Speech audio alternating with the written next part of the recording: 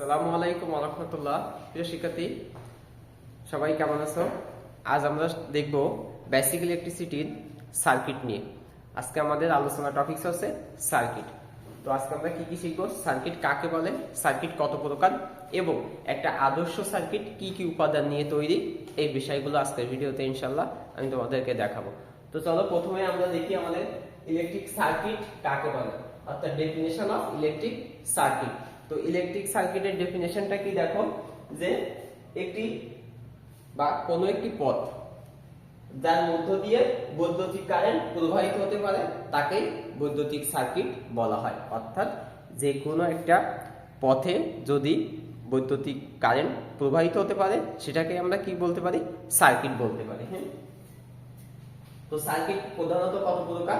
আমরা জানি যে সার্কিট প্রধানত তিন প্রকার: সিরিজ সার্কিট, প্যারালাল সার্কিট এবং মিশ্র সার্কিট। তাহলে সার্কিট কয় প্রকার? তিন প্রকার: সিরিজ সার্কিট, প্যারালাল সার্কিট আর মিশ্র সার্কিট। এটা হলো আমাদের সার্কিটের প্রকারভেদ। এখন আমরা দেখব আদর্শ সার্কিট। আসলে আদর্শ কি? আদর্শ সার্কিট যে সার্কিটের সব কয়টি উপাদান বিদ্যমান থাকে তাকে বলা হয় আদর্শ সার্কিট। তো আমরা জানি আমাদের একটা আদর্শ সার্কিটের পাঁচটি উপাদান থাকে। সেই পাঁচটি উপাদান কি?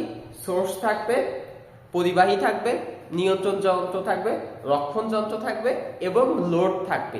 এই পাঁচটার সমন্বয় যদি ঘটে তাহলে সেটাকে আমরা একটা আদর্শ সার্কিট বলতে পারি। তো এখন দেখো, এখানে একটা আদর্শ সার্কিটের আমি একটা প্রতীক অঙ্কন করছি।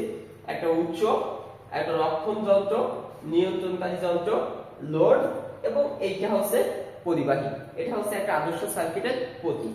তো এখন দেখো, এখানে আমি সে পাঁচটাই লিখছি যে সোর্স, কন্ডাক্টর অর্থাৎ পরিবাহী, controlling device, protective device and consuming device or load.